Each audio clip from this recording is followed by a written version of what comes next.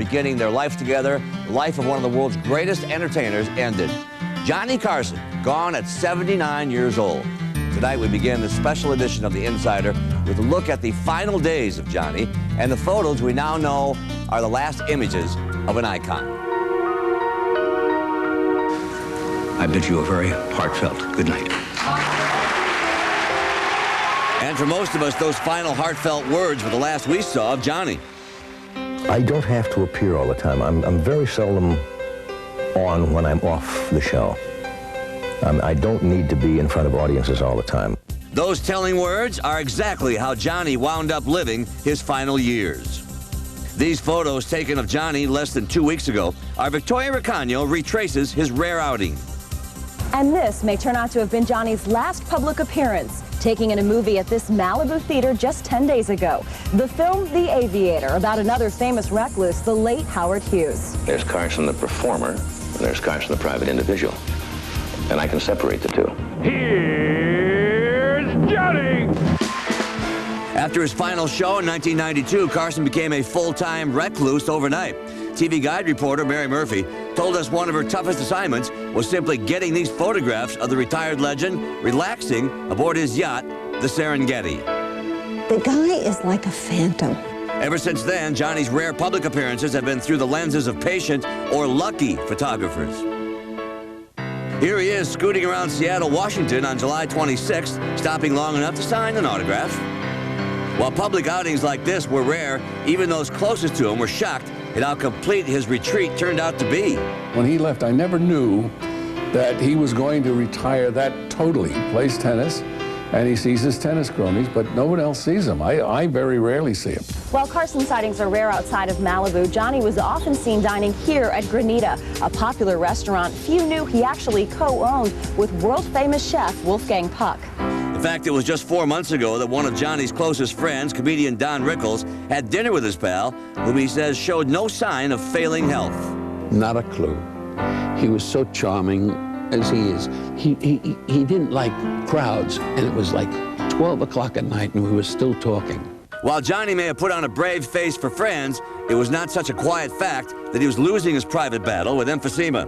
Just last month, these photos of Johnny leaving the Malibu Urgent Care Center put the media on alert that all was not well. But that same day, Johnny was spotted aboard his beloved yacht, the Serengeti, in Marina del Rey. It was that boat and the adventures he and fourth wife Alex had on it that brought him the greatest joy. He'd go down to Cabo with the boat. He loved that boat. And it was on the Serengeti back in 1999, this rare home video of Johnny was shot. Spending the day off the coast of Catalina Island, Johnny seemed refreshed and relaxed as he walked, stretched and made like the king of the world, a man alone with the open sea that he loved so much.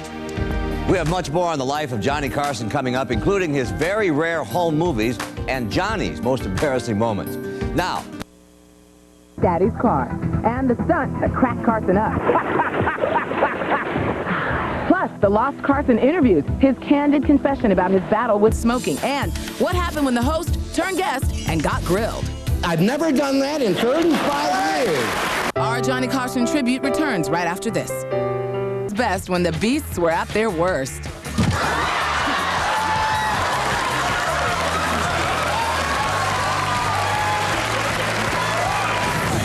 Doc, let's go.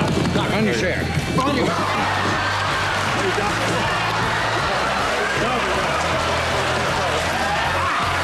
He punched me right in the mouth. Johnny will never forget you. That's tonight's Insider Rewind, brought to you by Olay. Love the...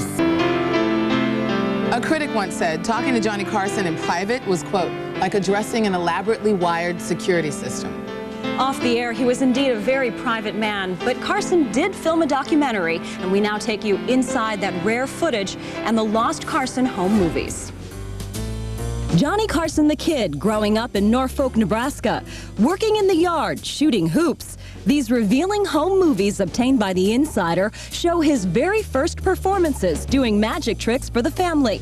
Johnny treasured his Midwestern roots. It's lovely countryside, isn't it? In Johnny Goes Home, this very private man gave viewers a rare look into his personal history. These buildings are all the same. Montgomery wards used to be right in here. Johnny found the family's '39 Chrysler, the very same sedan he drove to the senior prom. He cruised the streets of Norfolk to the house where he grew up. God, I love that house. Hi, how you doing? In the living room, Johnny gave the house's new residents a private performance. Ready for this? Let's take one card. Hooray! That's right. Aha! Down at the high school, Johnny reunited with old buddies from the class of '43, and he even got his teacher to show up. Position, feet, shoulders, push your hips back against the chair. What did the teenage Johnny do to blow off steam? Well, here goes nothing.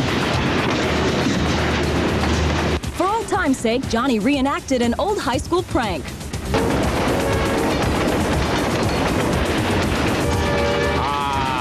And Johnny really gets a thrill when he realizes this isn't Hollywood and that train is no prop.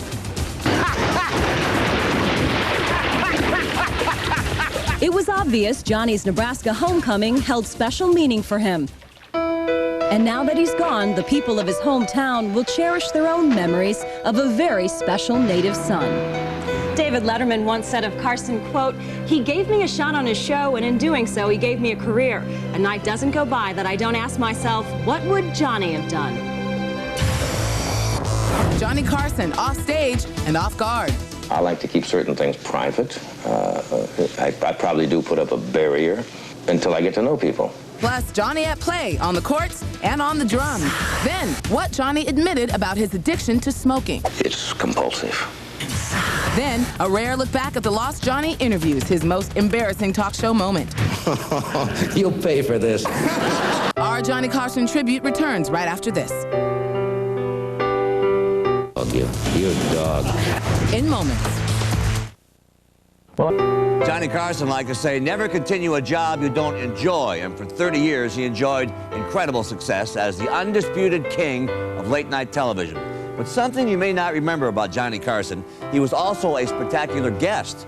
Ananda has the Lost Carson interviews. I like to keep certain things private. I probably do put up a barrier. Off stage and off guard, this is a surprising side of Johnny Carson the public rarely saw. We've uncovered some remarkable interviews, private moments you've never seen that reveal an intimate side of the TV legend and answer the question, what was Johnny Carson really like? Some people say that it helps you to work out your hostility. Sure. True? Sure. It's like beating something. That's all it is. In 1979, Carson gave 60 Minutes' Mike Wallace a glimpse into his highly guarded personal life. What, are you waiting for your pacemaker to start? That thing's got to kick in just about when you serve. There's a stereotype of Carson. You know there is. What is it? It is ice water in his veins. I had that taken out years ago because I went to Denmark and had that done. It's all over now. Shy, Probably defensive. true. I can remember when I was in high school. If I pulled out my old high school annual book and read some of the things, people might say, oh, he's conceited, he's aloof.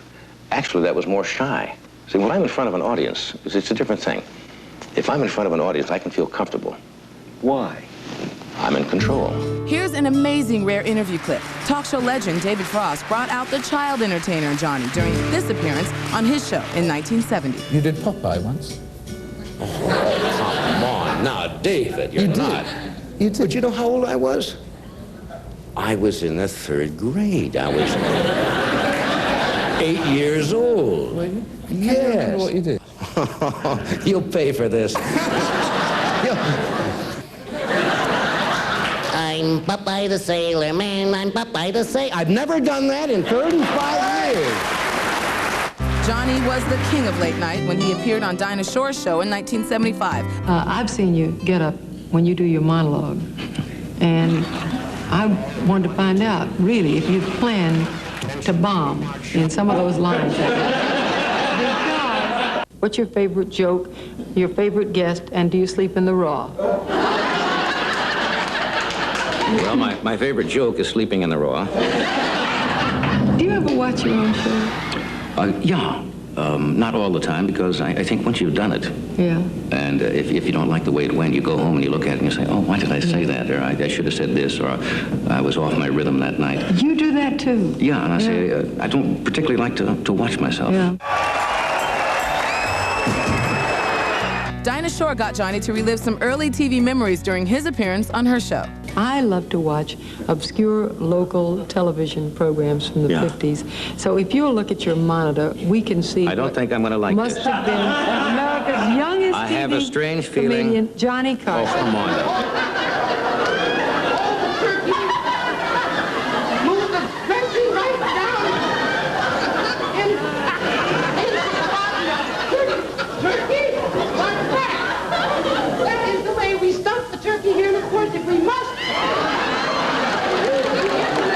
In a later appearance, here's Carson goofing with Dinah. What do you think is man's biggest problem? Oh, I would think without a shadow of a doubt the biggest problem would be with sex. Sex. Oh, that's man's biggest problem? The big problem with me, I know that. And check out this rare footage, episodes of Danger Johnny, short films shown to Carson's studio audiences in the mid-60s, most never seen on TV. Danger Johnny flew with the Air Force Thunderbirds, test drove a rocket car, worked out with the New York Jets, and pitched to Yankee legend Mickey Mantle. But as a teen, Carson had already made his mark as a magician. Great Carsonian, that's what I first called myself. To be a magician, you had to put an I on the end of your name. Houdini, well, Houdini did it. Yes, Houdini's name was Eric Weiss. And he stole his name from the French magician Robert Houdin, H-O-U-D-I-N, and he put an I on it and called himself Houdini.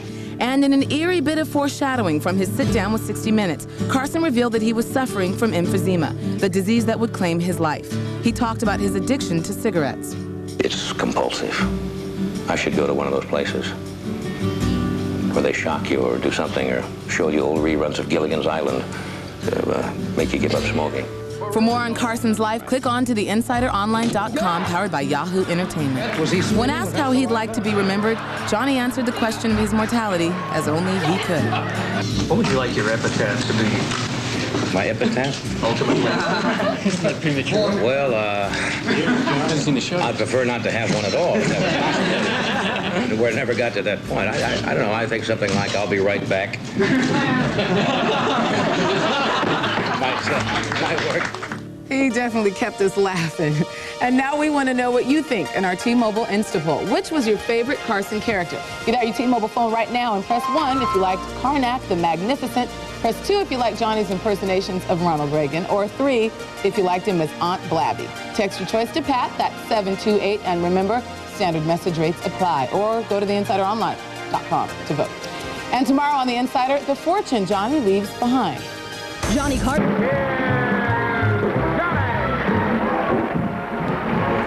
And we talk about the passing of a late-night entertainment icon, a legend. Johnny Carson died over the weekend. Tonight, his fans continue celebrating his life while remembering